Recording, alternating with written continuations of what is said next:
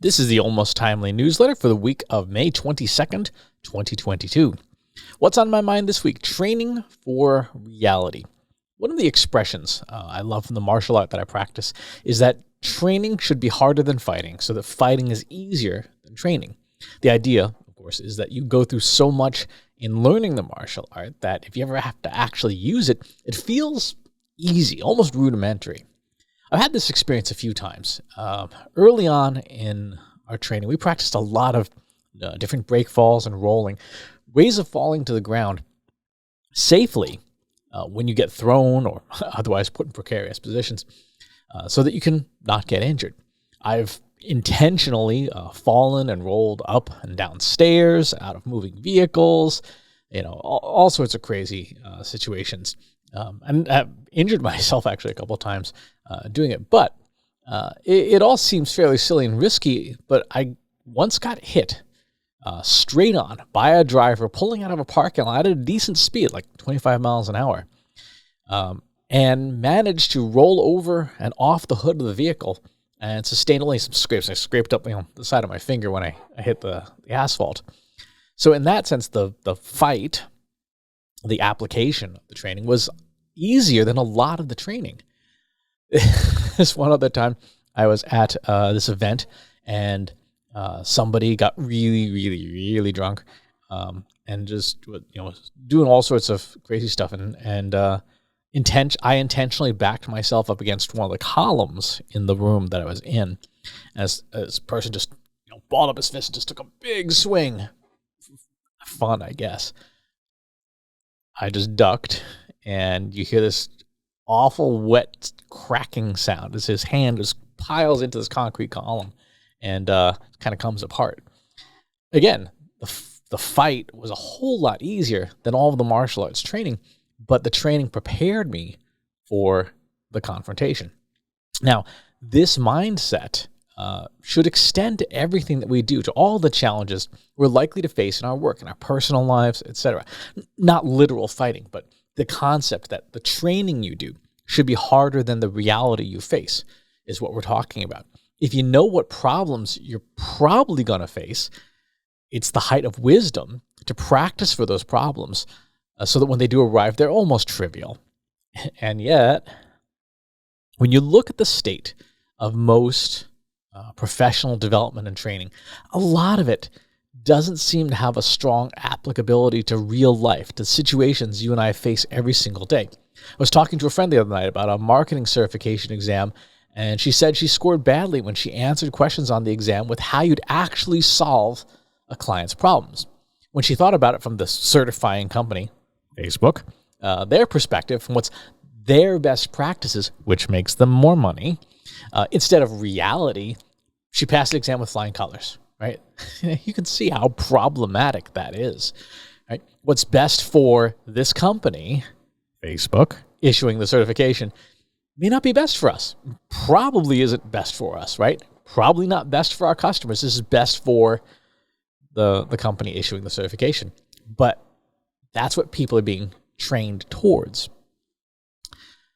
I just finished recording the upcoming Trust Insights Google Analytics 4 for Marketers course.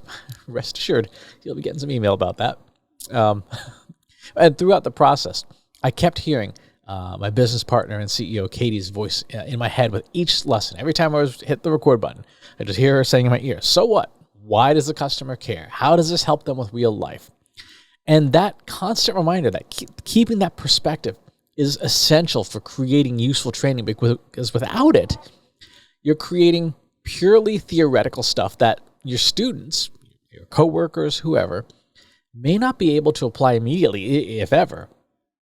The same is true for my hobby coding projects. I pick data sets and challenges that are interesting to me, that solve real problems I want to know the answers to. I'm getting ready to do my annual look at hate crimes with the U.S. FBI's horrendously formatted data, right?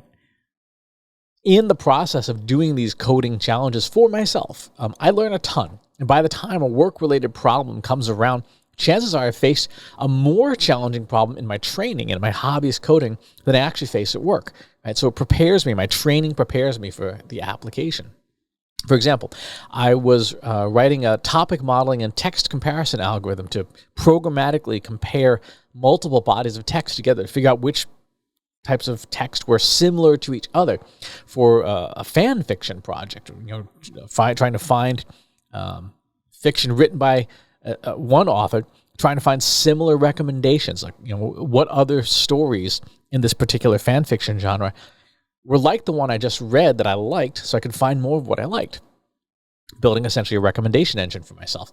And it took me a few weeks to get it working. It was really tough. Solving that problem is not as easy as it sounds, but I did it. I got something working for myself. And then sure enough, the next month, a client at work had a very similar need for doing some competitive analysis. They wanted to analyze some of their content versus some of their competitors and figure out what was similar. I was able to reuse what I'd learned for that client with great effectiveness and tune up my code a little bit more. But most important, I had the tougher challenge first, so that the client's challenge, which was actually not that challenging, was I could just get it knocked out and make the client happy. If you've fallen behind on your professional development and training, chances are you did so because the investment of time and effort wasn't worth the return, right? You put in a lot of time for training and you didn't get much from it. For us to get value out of our training and development, we have to see how it's immediately useful, right? Our training should prepare us for fighting, for the application of the training in such a way that it makes our lives easier, not harder. When challenging situations come up, our training should prepare us for them and even make those challenges a little easier for us. So if your current training experiences don't make life easier for you,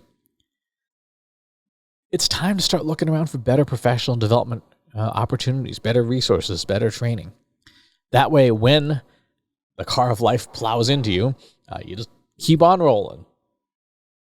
In the news this week, got a bunch of new posts up. The one that I think was probably the most interesting and certainly stimulated a lot of discussion was one on civil society and the Great Resignation, in which I talk about one of the underlying factors of the Great Resignation. That's probably worth a read.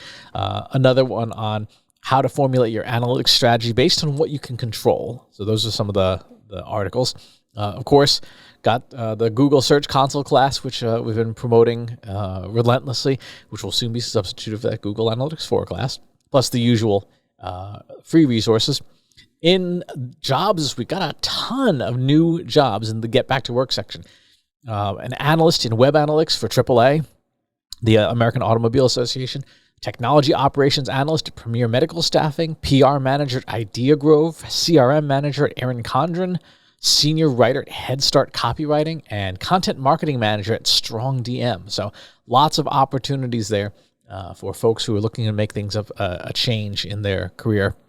And then in the news this week, we have a good article from Marketing Profs asking if TikTok is right for your business, and another one on the state of social listening, developing content strategies, some tools to improve the UX of your content, looking at SEO and SEM, what the difference is, some AI writing tools, and a data-driven approach to solving Wordle puzzles for those folks like me who are still playing Wordle.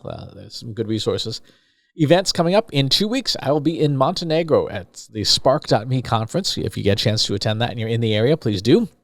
The MarTech conference immediately after. I'll be doing an attribution workshop with my business partner and friend Katie Robert. We're going to be doing the attribution workshop, brand new, fully updated for the Google Analytics 4 world, so you don't want to miss that. In August, I'll be in Cleveland for MACON, the Marketing AI Conference. Use discount code PEN150 for $150 off your conference ticket there. And then in Boston here in the fall, the Marketing Profs B2B Forum. Hope to see you there. That's all the news for this week. Hope you've had a great week. Stay safe, and I'll talk to you soon. Take care.